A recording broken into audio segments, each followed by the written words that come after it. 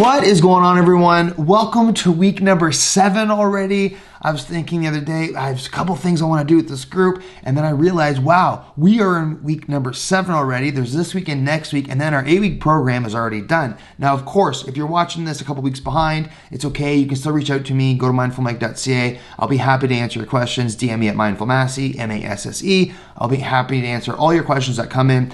Last week, we looked at the idea of giving your emotions space when you're feeling overwhelmed, saying to yourself, can I allow this to be here for just this moment? Can I acknowledge that it's here for just this moment? And then we looked at this idea of planting the seed and talking to ourselves as if we're talking to someone that we love. We're going to start to expand that this week as we move into opening to the idea of self-compassion, of talking to yourself like you're talking to someone that you love. So here's an informal practice that I use literally every day. Right now, I'm in the middle of this 90-day challenge. Well, I'm not in the middle of it. I'm only 2 weeks into it. But in the past, I've done these 75 challenges where you do something every day for yourself, or a list of things for yourself, physically, emotionally, mentally, right? I want to do like a Mindful Mike version. And one of the things I do every morning for myself is I get into a regular practice and I say to myself, I love myself, I love myself, I love myself, I love myself. I say it 100 times. Now, I usually do this in the morning, or when I'm filling up my water jug, or when I'm in the shower, or when I'm in a cold plunge. I get into a regular routine where I say, I love myself, I love myself, I love myself. Why, do you ask? Well, I realized many years ago when I started getting into self-compassion, I realized that I ask a lot of people throughout the day, how are you doing? I was never asking myself or extending that same offer to myself, how am I doing? And then one of my teachers suggested that I do a regular practice informally of I love myself, which is a form of self-compassion. So I started to use this practice. I have this water jug that takes 63 seconds to fill up, and you're like, how do you know that? Well, I counted one day. So I was pretty bored when I'd be filling up this water jug, and now I just say to myself, I love myself, I love myself, I love myself. Now, for the first 3 or 4 days, it felt awkward, and I felt like, well, this is kind of weird, maybe a little too hippy-dippy for me.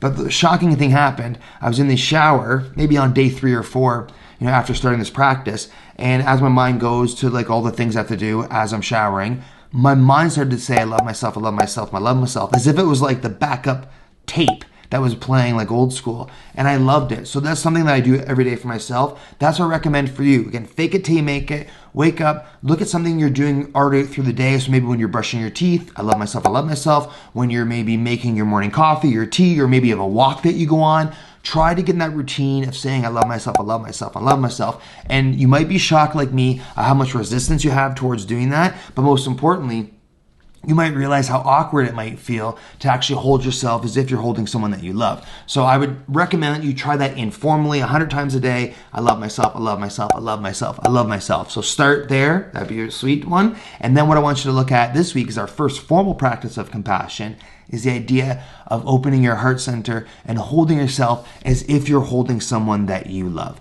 And the practice of self-compassion, what we typically do is we think of someone who's easy to love. So, think of one of my children, or think of my wife, or think of my parents, and think of my sisters, people that are easy to love typically. And I breathe in, and as I breathe in, right, I say to myself, may they be held in compassion. May they be loved. May they be healthy. May they be happy. May they experience the ease of well-being, and may they be at peace. And I do that a couple times until I feel kind of my heart extend out to meet them. I think of a time that they're suffering, and I really notice my heart extending out to meet them. When you think of someone suffering and your heart extends out, that extension out is compassion. It happens naturally.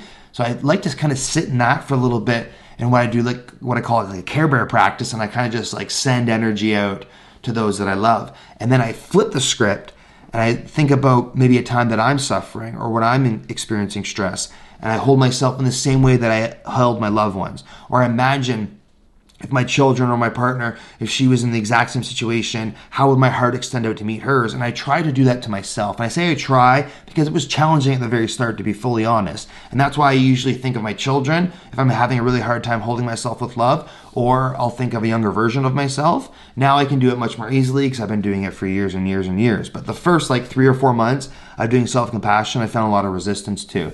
So again, we think of ourselves, our suffering, and then we do the same thing. May I be held in compassion. May I be loved. May I be healthy. May I be happy. May I experience the ease of well-being. And may I be at peace. And I love that idea that we start with someone else and we get used to the rhythm of sending out and hold them in our heart with compassion, and then flipping it and holding ourselves that way.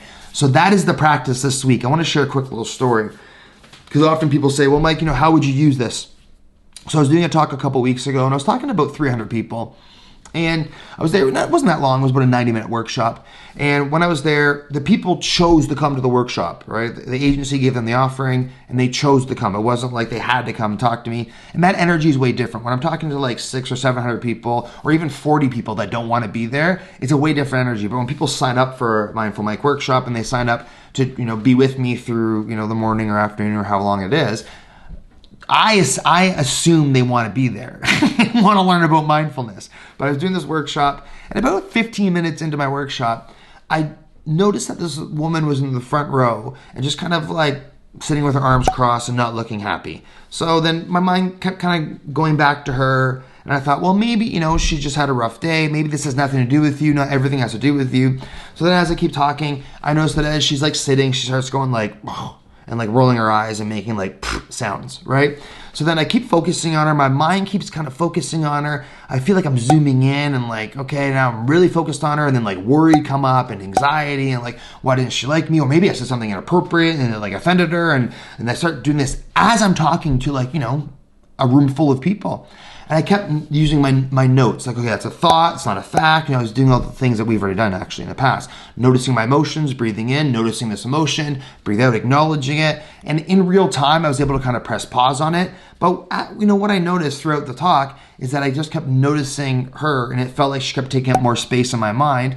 And I just kept using my labels, and over time, it just kind of diminished, and I was able to say, okay, like it is what it is. I'm noticing emotions. I'm caught in these thoughts, but I don't know if the thoughts are real. I don't know if it has to do with me. I was able to use my informal practices. But when I got home, I was shocked at how much headspace this person took up in my mind. And I was going over all these scenarios about, well, what if I did say something that offended her? I have no idea what that was, but I went to the worst case scenario, and she complains about me, and that agency's never going to bring me back, and da-da-da-da-da-da-da-da-da. And I stopped.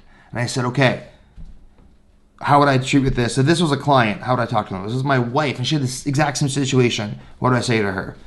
And I would say to her, wow, that must be really hard for you to be on stage, talk to, 150 plus people, and for you to feel like someone doesn't want to be there, and to feel judged, and to feel angry. I would acknowledge that person's frustrations in doing that.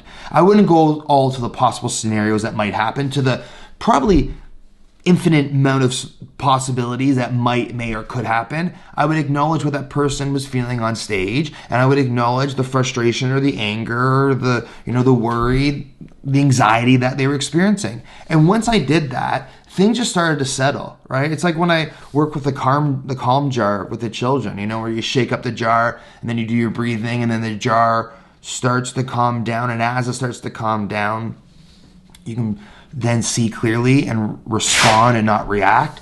That's what mindfulness offers us, even a practice of self-compassion, when we can talk to ourselves like we're talking to someone that we love through repetition and say, may I be loved, may I be healthy, may I be happy. But most importantly, when we can actually talk to ourselves like we're talking to someone that we love and say, hey, that must be really hard. Hey, that must be really challenging. Or that must have been frustrating. And to acknowledge that has been a complete game changer for me. So try these practices out. Try the informal practice of I love myself, I love myself, I love myself. Try the formal practice of self-compassion, and keep me posted if you have any questions, comments, concerns. You know how to get hold of me by now. Go to mindfulmike.ca, hit contact Mike, or DM me at mindfulmasse, MASSE. Peace and love and all that jazz. Have a beautiful day, and bye for now.